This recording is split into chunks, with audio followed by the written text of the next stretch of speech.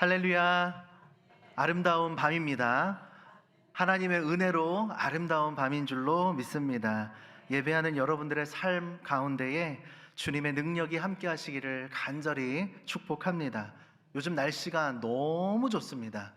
공기도 좋고 하늘도 예쁘고 또 좋은 날씨를 주신 하나님께 감사하고, 예배할 수 있는 은혜를 주신 하나님께 우리의 발걸음이 다른 곳에 머물지 않고 오늘 이 자리, 예배하는 자리에 나오게 하신 주님께 감사하며 찬양하시기를 간절히 바랍니다. 오늘 마태복음 14장 22절에서 33절까지의 본문 가지고 바다 위로 걸어오신 예수님이라는 제목으로 하나님의 은혜 나누기를 원합니다. 우리가 함께 오늘 읽은 본문은 예수님께서 바다 위를 걸어서 제자들에게 찾아오신 사건입니다. 이 사건은 단순히 물 위를 걸어오신 기적의 이야기일 뿐만 아니라 예수님이 어떤 분이신지를 또한 제자들에게, 또 2000년이 지난 오늘 성경을 통해 예수님을 마주하는 우리에게 그분이 어떤 분이신지를 보여주는 이야기이기도 합니다. 오늘 제가 제목을 바다 위로 걸어오신 예수님이라고 적었습니다. 제목만으로도 오늘 예수님이 어떤 일을 행하셨는지, 어떤 분이신지 우리가 미루어 알 수가 있습니다. 질문 드려보겠습니다. 예수님께서 왜 바다 위로 걸어오셨을까요? 네? 정답은 배가 안 뜨는 시간이어서 그렇습니다. 만약에 낮이었으면 얼른 보트를 타고 오셨을 수도 있는데, 오늘 시간이 언제예요? 밤 사경, 새벽 3시에서 새벽 6시 사이. 배가 떠요, 안 떠요? 안 뜨는 시간이에요. 아무도 배를 몰아줄 사람이 없어서 성격이 급한 예수님께서 고난당하고 있는 제자들에게 걸어서라도 가야겠다 하고서 바다를 건너서 걸어서 고난당하고 있는 제자들에게 찾아오신 사건. 우리 주님이 우리를 얼마나 생각하시는지 알 수 있는 대목이기도 하고, 특별히 물 위를 걷는다는 표현이 어떤 표현인지 이따 구약 성경을 찾아보면서 함께 예수님이 하나님 되심을 함께 고백했으면 좋겠습니다. 그리고 바다를 걸어오신 예수님이 고난당하고 있던 제자들에게 말씀하시죠. 안심하라, 내가 왔다. 나 여기 있다. 그러니까 두려워하지 말아라 말씀해 주시며 위로해 주십니다. 오늘 본문을 통해 예수님의 사랑과 오늘 우리를 향한 그 능력을 함께 알아가며 붙잡으며 주님을 더 깊이 선포하기를 원합니다. 첫 번째, 함께 선포해 보겠습니다. 예수님이 보내십니다. 22절 말씀 함께 읽어보겠습니다. 22절을 보면 이렇게 말씀하십니다. 시작. 예수께서 즉시 제자들을 재촉하사 자기가 무리를 보내는 동안에 배를 타고 앞서 건너편으로 가게 하시고, 그 오병이어라는 위대한 기적, 사복음서에 공통적으로 기록하고 있는 유일한 기적.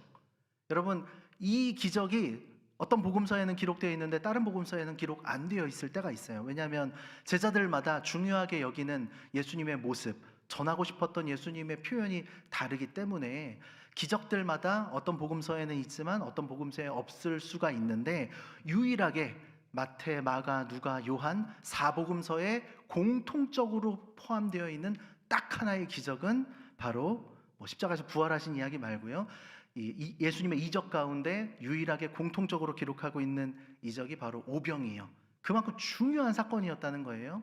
예수님의 메시아 되심, 하나님 되심을 많은 사람들에게 보여주었던 사건이 바로 오병이어의 사건인데, 이 기적 바로 이후에 일어난 일입니다. 예수님께서 거기에 한껏 도취되지 않도록, 그 놀라운 기적의 현장에 사람들이 막 예수님을 왕으로 모시려고 하고 높여드리려고 할 때에, 그때에 제자들을 재촉해서 건너가게 하시고 예수님도 따로 한적한 곳에 계시다가 오늘 만나게 되는 사건입니다. 22절에 보니까 예수께서 즉시 제자들을 재촉하사. 여러분, 이 재촉한다는 단어가요, 단순히 얼른 건너가라 이렇게 권하는 정도의 의미가 아니라 강하게 밀어 보내다, 반드시 하게 행하다. 그러니까 해도 되고 안 해도 되는 것이 아니라 너네 빨리 가, 얼른 건너가 라고 재촉해서 보내셨다는 것입니다. 제자들이 스스로의 결정으로 바다를 건너간 것이 아니다는 것이 중요한 사실입니다. 왜 바다를 건너갔습니까? 누구의 명령 때문에? 예수님의 말씀과 명령 때문에 배를 타고 바다를 건너갔습니다. 그런데 예수님의 말씀에 순종한 그들에게 어떤 일이 벌어지는지 24절 말씀 함께 읽어보도록 하겠습니다. 시작. 배가 이미 육지에서 술이나 떠나서 바람이 거스름으로 물결로 말미암아 고난을 당하더라. 이런 고난을 당한다라는 이 단어의 뜻은 고문한다라는 뜻을 갖고 있어요. 누군가를 괴롭게 한다. 그냥 괴롭게 하는 게 아니라 심히 괴롭게 한다라는 뜻을 가진 단어입니다. 다시 말해서 바다에 나가서 제자들이 고문을 당하듯이 큰 어려움과 괴로운 상황 가운데 놓여졌다는 것입니다. 제자들이 고문을 당하는 것처럼 그냥 어지간히 힘든 것이 아니라 진짜 너무나도 죽을 것처럼 힘든 상황을 왜 당했다고요? 예수님이 인도하여 재촉하여 보내신 자리에 순종했다가 말 안 들었으면 이런 일 안 겪었을 텐데 말 듣고 순종하여 시키는 대로 보내시는 대로 이끄시는 대로 갔는데 이런 어려움을 겪게 된 것입니다. 오늘 본문을 읽으면서 우리가 반드시 기억하고 깨달아야 할 중요한 사실이 있습니다. 예수님 말씀에 순종했음에도 불구하고 우리의 인생은 풍랑을 만날 수 있다는 것입니다. 우리는 보통 이렇게 생각을 하죠. 하나님의 뜻대로 살면 모든 일이 술술 잘 풀리고 잘 될 거다. 다 성공하고 형통할 거다. 하나님 앞에 순종하는 삶을 살면 내 삶에는 어려움이 없을 거다. 건강도 물질도 관계도 다 좋은 일만 있을 거다.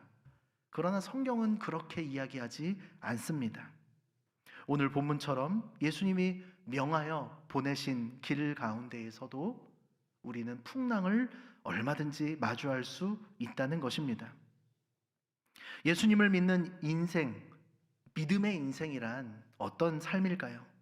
믿음의 인생이란 예수님 믿는 능력으로 내 인생에는 그 어떤 고난도 다가오지 않는 것이 아닙니다. 삶의 어려움과 재난들 앞에서 예수 믿는 사람들만 요리조리 잘 피해가게끔, 마치 톰과 제리에서 톰이 막 제리를 괴롭히려고 하는데 제리가 아무것도 모르는 척 하면서도 막 싹싹싹싹 잘 피해가잖아요. 우리가 예수 믿는 능력이 마치 그런 겁니까?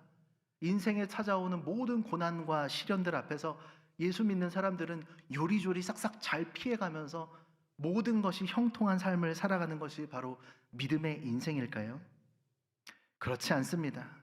때로는 분명히 주님과 동행한다 믿었는데 주님이 인도하셨고 우리를 부르셨고 또 보내신 자리라고 우리가 확신하며 주님께서 가라 하시는 음성 앞에 순종하면서 발걸음을 내딛었음에도 불구하고 그 순종의 여정 가운데, 믿음의 여정 가운데 우리가 예상치 못했던 인생의 풍랑을 만나게 될 수도 있다는 것을 우리는 오늘 본문을 통해서 확실하게 깨달아 알 수 있습니다. 제자들이 배를 타고 건너편으로 가고 있었습니다. 누가 가게 하셨다고요? 예수님이 보내셨고 예수님이 가게 하셨습니다. 예수님이 명령하신 그 여정을 가고 있는데 제자들은 바람과 물결로 말미암아 고난을 당하게 된 오늘의 사건. 아니 요나처럼 불순종해서 자기 깨와 자기 생각으로 니누에로 갈 배를 타지 않고 하나님 분명히 니누에로 말씀하셨는데 다시스로 가는 배가 왔네? 이건가? 하나님이 그치 니누에는 너무 심했지 다시스로 가는 배인가? 자기 합리화를 하면서 자기가 원하는 선택을 했던 것도 아니에요. 요나와 같이 다시스로 가는 길에서 풍랑을 만나게 된 게 아니라 분명한 예수님의 명령과 말씀 앞에 순종하는 발걸음을 걸어갔음에도 불구하고 제자들은 고난을 만났다는 것입니다. 우리는 그래서 다시 한번 믿음의 삶이란 무엇인지, 은혜의 삶이란 무엇인지 기억해야만 할 것입니다. 고난을 한 번도 만나지 않고 걸어가는 삶이 은혜의 삶, 믿음의 삶이 아닙니다. 남들이 부러워하는 꽃길로만 걸어가게 하시는 것이 하나님이 말씀하시는 축복의 형통한 삶도 아닐 것입니다. 때로는 우리가 예수님을 따라가다가 정말 원치 않는, 세상 사람들이 아무도 가려하지 않는 십자가의 길을 걷게 되는, 또 때로는 이해할 수 없는 고난을 마주하게 될지라도 그 어려움 앞에서 무너지는 것이 아니라 능히 통과해낼 수 있는 주님의 은혜를 경험하는 삶이야말로 믿음의 삶, 진짜 은혜의 삶인 줄로 믿으시기 바랍니다. 그 어려움을 어떻게 통과해낼 수 있을까요? 우리에게 지혜가 있고 능력이 있어서가 아닙니다. 우리는 부족하지만 오직 예수님의 손길이, 예수님의 능력이 우리와 함께 하시고 붙들어 주셔서 마주하게 되는 그 풍랑을 통과했음을, 주님의 은혜로 내가 그 거친 풍랑 앞에서도 포기하지 않고 무너지지 않고, 물론 고난을 겪었지만 주님 은혜로 여기까지 인도하심을 받았음을 고백하는 것이 바로 믿음의 삶인 줄로 믿으시기 바랍니다. 그러므로 사랑하는 성도 여러분, 우리가 예상할 수 없었던 풍랑을 마주하게 될 때에 그 극심한 고문과 같은 고난 앞에서도 도망치지 않고 담대하게 그 어려움과 마주하며 내 깨와 내 지혜와 내 방법으로 이리저리 돌아가 보려고, 이리저리 회피해 보려고 하지 않고 우리를 그 자리로 인도하신 하나님의 부르심을 신뢰하면서 주님을 의지하며 걸어갈 수 있는, 한 발자국 한 발자국 주님 앞으로 나아갈 수 있는 저와 여러분들 되시기를 주님의 이름으로 간절히 축복합니다.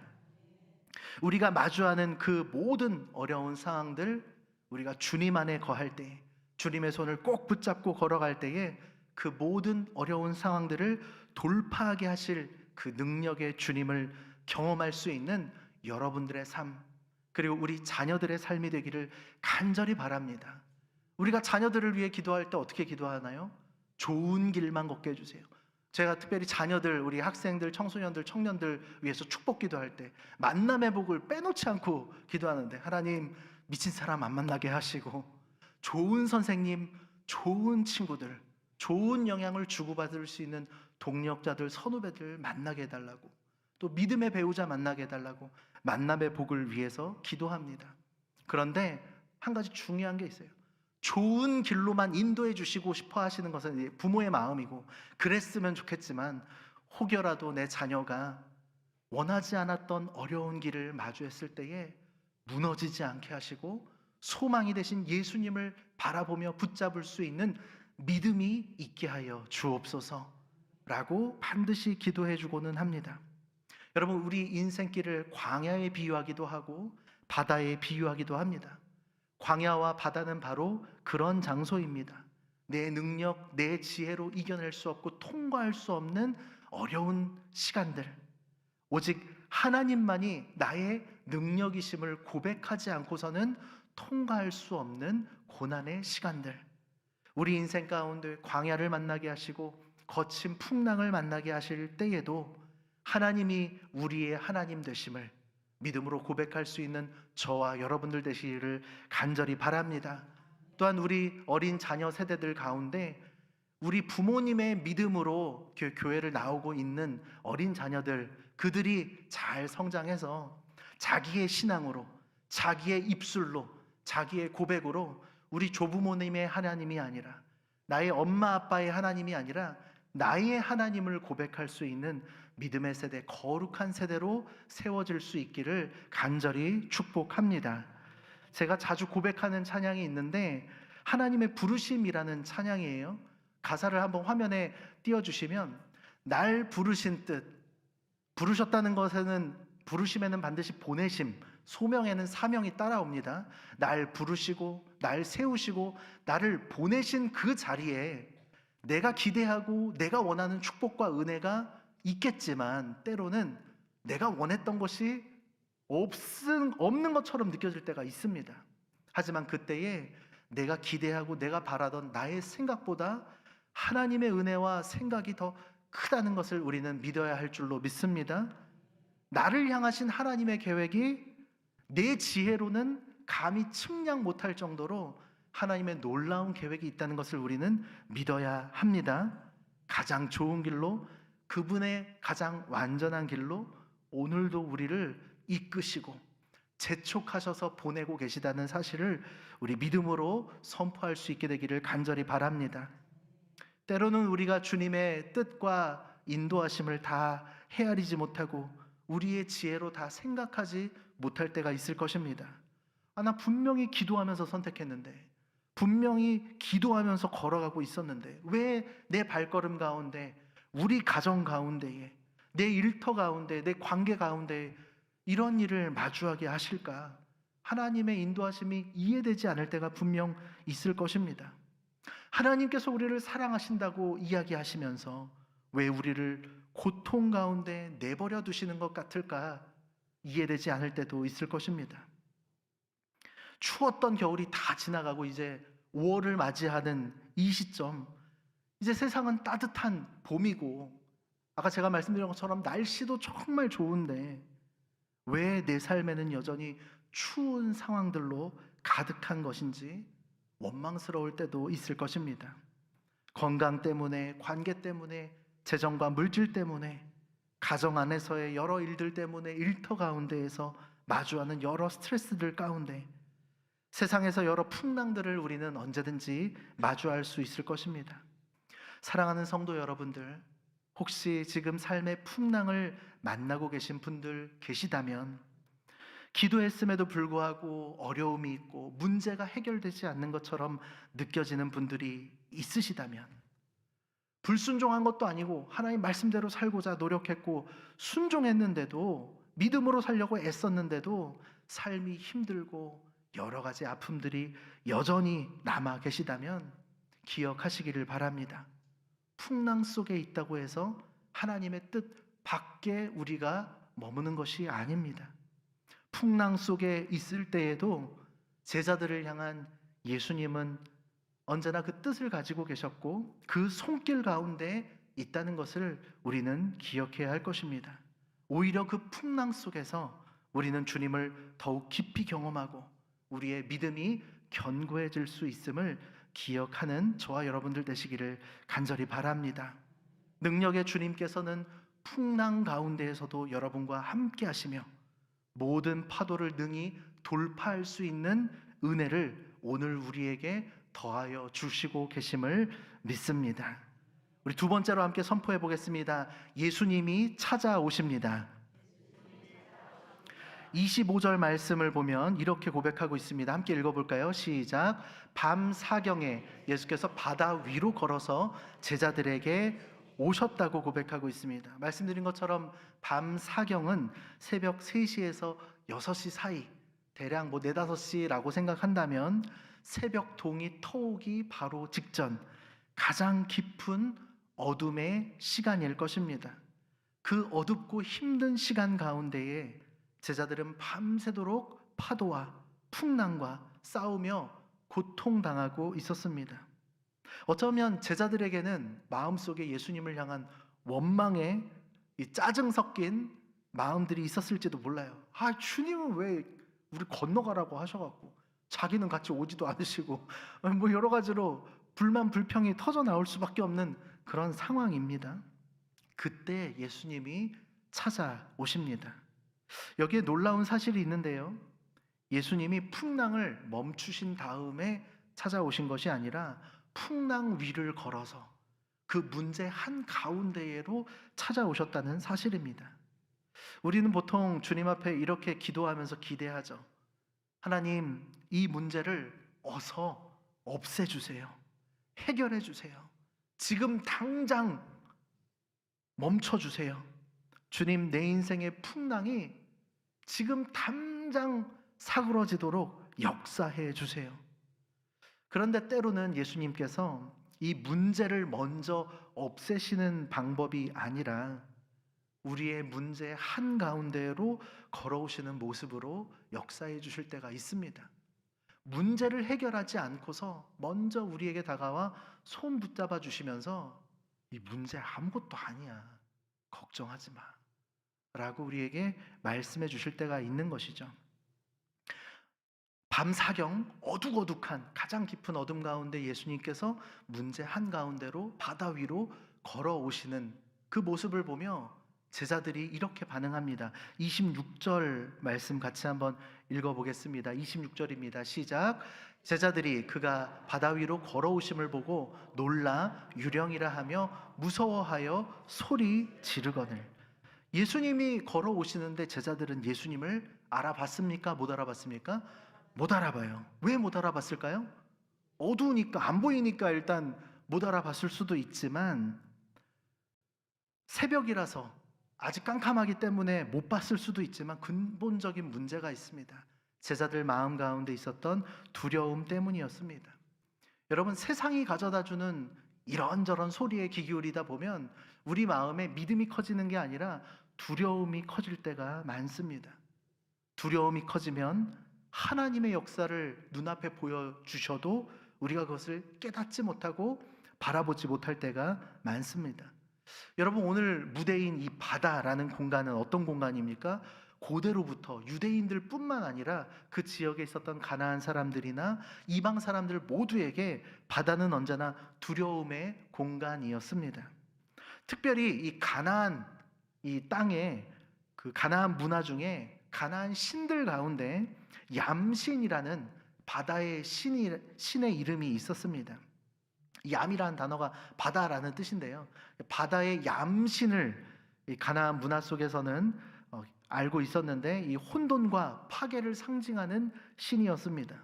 폭풍과 재앙의 힘을 대표하는 존재이기도 했습니다. 바다의 신 얌신. 제자들은 어려서부터 가나안 문화를 익히 듣고 그 주변에서 자랐을 것입니다. 그렇기 때문에 바다에 대한 두려움 또한 그들 안에 있었을 것입니다. 밤 사경, 어두운 그 시간에 물 위로 걸어오시는 예수님을 바라볼 때에 그들 안에 있는 두려움이 예수님을 향한 믿음과 소망보다 더 컸을지 모릅니다. 그래서 제자들은 예수님을 향해 유령이라 소리치며 무서워했을지 모릅니다. 제자들뿐만 아니라 고대 사람들에게는 바다가 언제나 혼돈과 공포의 영역이었기 때문입니다. 그런데 오늘 예수님은 그 혼돈과 공포 위를 걸어서 제자들에게 다가오십니다. 제가 아까 질문 드렸죠. 왜 예수님이 굳이 바다 위를 걸어오셨을까요? 그야 밤 늦은 시간 배가 안 뜨니까 빨리 오고 싶어서 걸어오셨을 수도 있죠. 사랑하는 제자들의 고난당하는 모습에서 위로해주고 격려해주고 문제를 해결해 주시기 위해서 찾아오시는 분이시기도 하지만, 또 한 가지는 물 위를 걸어오신 하나님께서 제자들에게 내가 너희의 하나님이다 라고 선포해 주시는 사건이기도 합니다. 여러분, 복음서를 기록한 목적은 단 한 가지입니다. 예수가 하나님이시다. 예수가 우리가 기다려온 하나님의 아들 메시아이시다 라는 것을 알리기 위해서 기록한 책이 바로 복음서입니다. 그래서 오늘 성경은 물 위로 걸어오시는 이 예수님이 바로 우리가 믿어야 할 천지의 창조주 하나님이심을 선포하고 있는 것이죠. 구약 성경 욥기에 보면은 9장 8절 말씀 한번 띄워주시겠습니까? 하나님, 창조주 하나님을 선포할 때 이렇게 표현하고 있습니다. 한번 읽어볼까요? 시작. 그가 홀로 하늘을 펴시며 바다 물결을 밟으시며. 하늘을 펴시는 분이 하나님이시고 바다 물결을 밟으시는 분이 바로 하나님이심을 욥기서가 고백하고 있습니다. 살아계신 하나님이신 우리 주 예수 그리스도께서 혼돈과 공포의 바다 위를 걸어서 우리에게 찾아오시는 분이심을 믿으시기 바랍니다. 우리에게 찾아오신 문제 한가운데로 걸어오신 그 예수님께서 우리에게 27절 이렇게 말씀하십니다. 함께 읽겠습니다. 27절 시작. 예수께서 즉시 이르시되 안심하라 나니 두려워하지 말라. 예수님께서 말씀하시죠. 나다. 이 나라는 표현은 헬라어로 에고 에이미, 하나님의 신적인 표현, 내가 하나님이심을 선포할 때 사용하는 표현과 연결되어 있습니다. 하나님이 마치 모세에게 나는 스스로 있는 자다라고 자기를 표현해 주셨던 것처럼 예수님이 나다라고 표현할 때 나는 생명의 떡이다, 나는 부활이요 생명이다, 항상 그때마다 에고 에이미 이렇게 자신을 선언해 주시고 자기의 신적인 존재를 선포해 주셨던 것이죠. 예수님께서 바다 위로 걸어오셔서 제자들에게 말씀하십니다. 두려워하지 말아라. 내가 너희의 하나님이다. 풍랑보다 크신 분, 바다보다 크신 분, 우리의 두려움과 문제보다 크신 분, 그분이 바로 예수 그리스도이시며 그 하나님이 문제 위로, 공포 위로, 혼란의 바다 위로 저벅저벅 걸어오셔서 우리에게 찾아와 주셨다는 사실, 여러분 이것이 복음임을 믿으시기 바랍니다. 우리의 신앙의 핵심을 오늘 성경 본문이 보여주고 있습니다.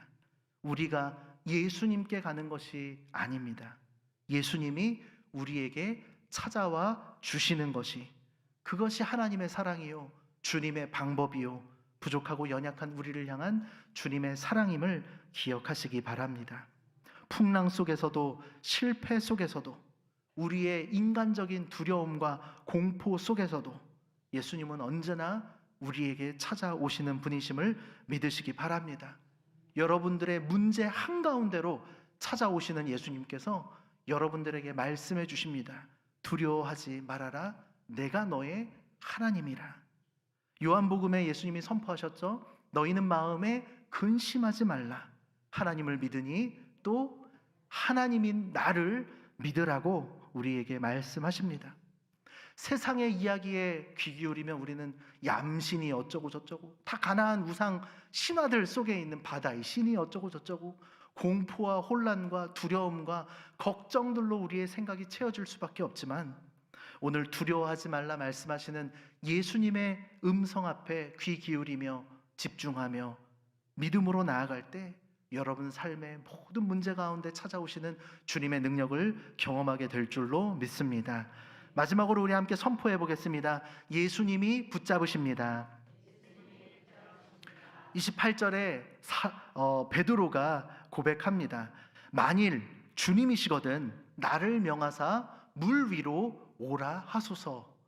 당돌하기도 하고 엉뚱하기도 하고 대단하다 생각이 들기도 합니다.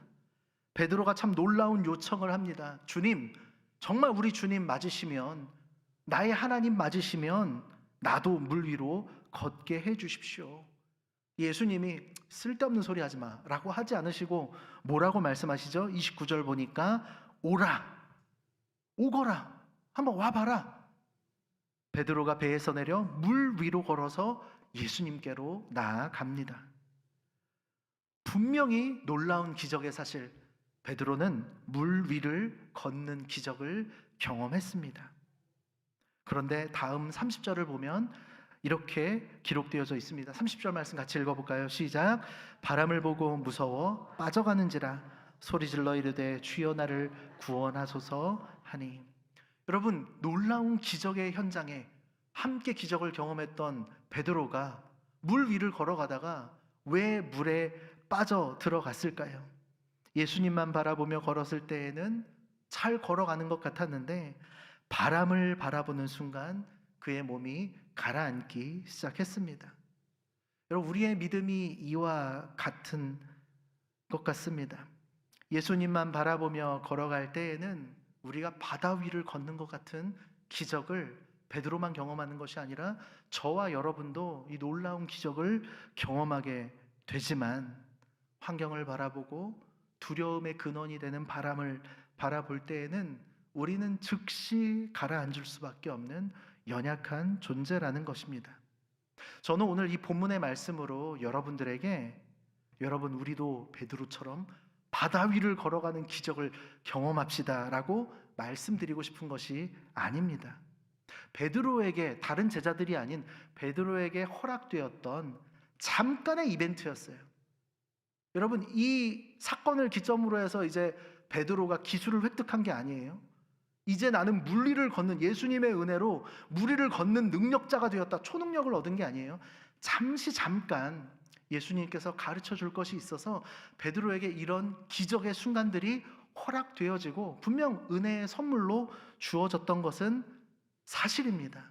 하지만 우리가 이 본문 읽으면서 주님 우리도 바다 위를 걷게 해주옵소서 하면서 막 호숫가에 가서 물 위를 걷는 훈련을 할 필요는 없습니다.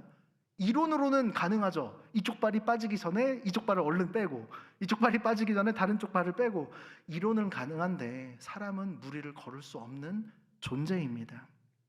근데 여러분, 겨자씨만한 믿음만 있어도 이 산을 옮길 만한 능력이 있다고 말씀하셨듯이 우리가 예수님만 바라보며 걸어가면 무리를 걷는 것 그 이상의 놀라운 기적을 경험할 수 있다고 저는 믿습니다. 그런데 여러분, 기적을 바라보면서 사는 것이 신앙생활은 아닙니다. 물 위를 걷는 인생이 되게 해달라고 기도하는 것이 신앙생활의 목적은 아니라는 것입니다. 여러분, 우리는요, 잠깐 하나님 은혜로 누구나 물 위를 걷는 것 같은 놀라운 기적의 순간들, 정말 하나님의 영광이 가득한 행복한 순간들을 경험하는 때가 있을 것입니다. 하지만 우리는 언제라도 기억해야 돼요.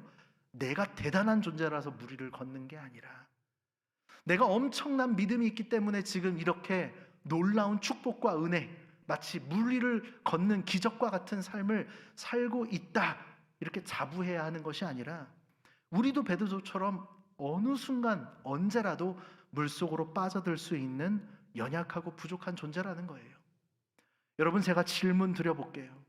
물 위를 걷게 하실 때에 우리가 바람을 보지 않고 상황을 바라보지 않고 주님만 바라보면서 계속 걸어갈 수 있습니까? 저는 못 그럴 것 같은데요. 끊임없이 바람이 신경 쓰이고, 잠깐 하나님께서 물 위를 걷게 해주시는 기적의 은혜를 주셨음에도 불구하고 끊임없이 신경 쓸 것들이 보이고, 자꾸 딴 데 눈이 팔리고, 자꾸 다른 것에 걱정해야 할 일들이 생겨나는 것, 저는 이것이 인생이 아닐까, 저는 그런 생각이 들었습니다. 제가 말씀 준비하면서 제 삶에도 바다 위를 걷는 기적들을 경험했던 순간들이 많이 있었던 것을 되돌아보게 됩니다. 그런데 어느 순간 이런 걸 깨닫게 되었어요. 정말 내가 혼자였을 때, 아무것도 책임질 것이 없을 때, 가족도 없고 싱글이고 자녀도 없고, 그럴 때는요, 진짜 예수님만 바라보면서 걸어가는 게 가능하더라고요. 싱글일 때는 괜찮습니다.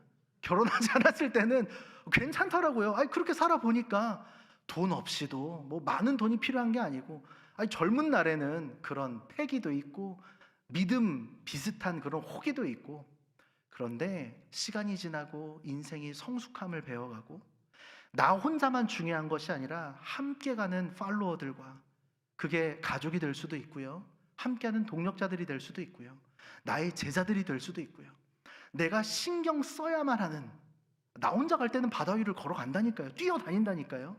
그런데 내가 나 혼자만의 인생이 아니라 하나님께서 맡겨주신 사람들, 내가 신경 쓰고 돌보고 조마조마해야 되고, 여러분, 부모가 되고 나니까 겁이 왜 이렇게 많아지나요?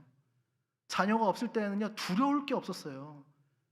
그냥 뭐 오지에 가서 복음 전하, 죽으면 죽으리라. 제가 아내에게도 결혼하기 전에 나랑 결혼하면 오지에 가서 복음 전하다 죽어야 되는데 그래도 괜찮아, 미친놈이었죠. 근데 제 아내가 결혼하기 전에 눈 하나 깜빡거리지 않고, 그래, 오지 가서 같이 복음 전하다 죽자.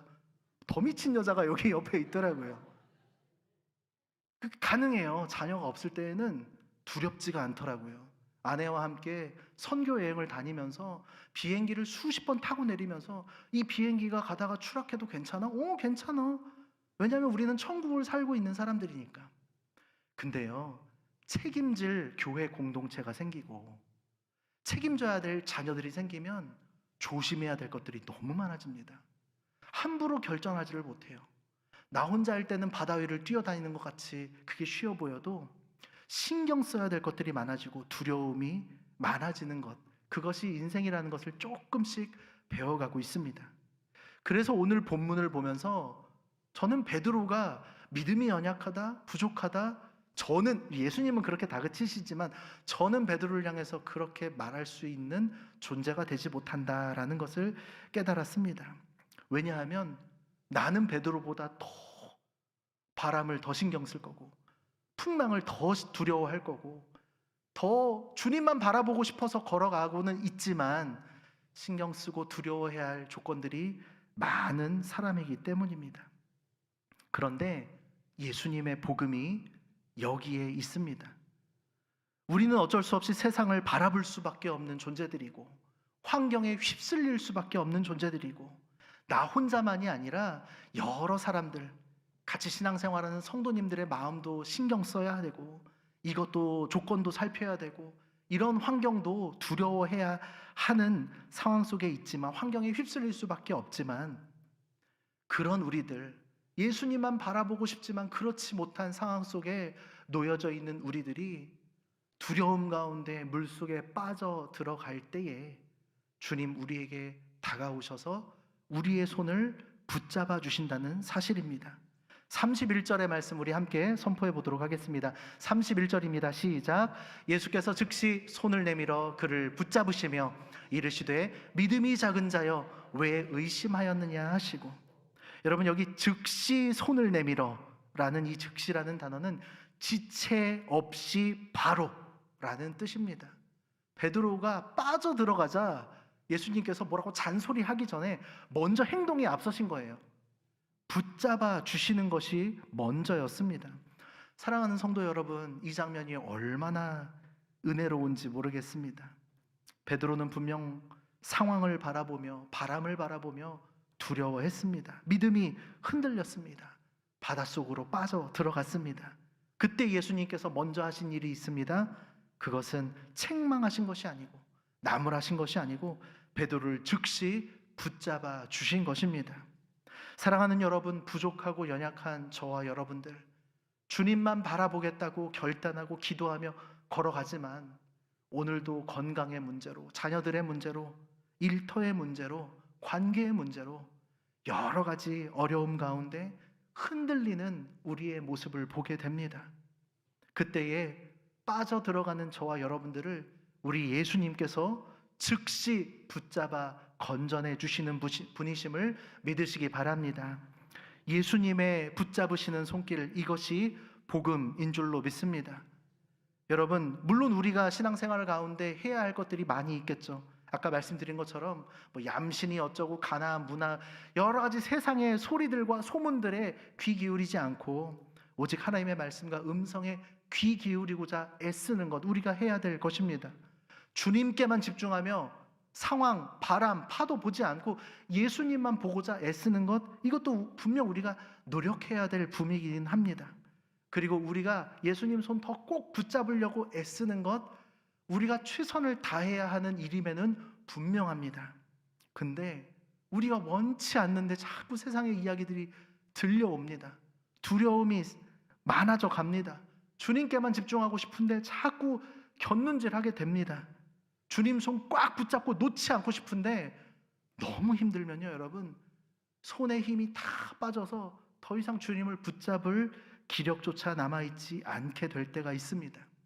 그때에 우리는 실패하는 것이 아니라 예수님이 우리를 붙잡아 주신다는 사실을 기억할 수 있는 저와 여러분들 되시기를 주님의 이름으로 축복합니다. 신앙생활이 뭐라고요? 우리가 예수님을 붙잡는 것이 아니라 예수님이 우리를 붙잡아 주심을 믿는 것, 우리가 말씀을 붙드는 것이 아니라 말씀이 우리를 붙들고 그 길을 인도하는 것, 이것이 믿음 생활인 줄로 저는 확신합니다. 마지막으로 우리 함께 선포해 보겠습니다. 예수님이 하나님이십니다. 33절 말씀 함께 읽도록 하겠습니다. 시작. 배에 있는 사람들이 예수께서라며 이르되 진실로 하나님의 아들이로소이다 하더라. 아멘. 복음서가 이야기하고 싶은 건 딱 하나예요. 예수님이 하나님이시다. 제자들은 풍랑을 통해, 베드로의 실패를 통해, 그리고 붙잡아 주신 예수님의 손길을 통해 마침내 예수님이 누구신지를 함께 고백하게 됩니다. 예수님, 당신이 바로 우리의 하나님이십니다.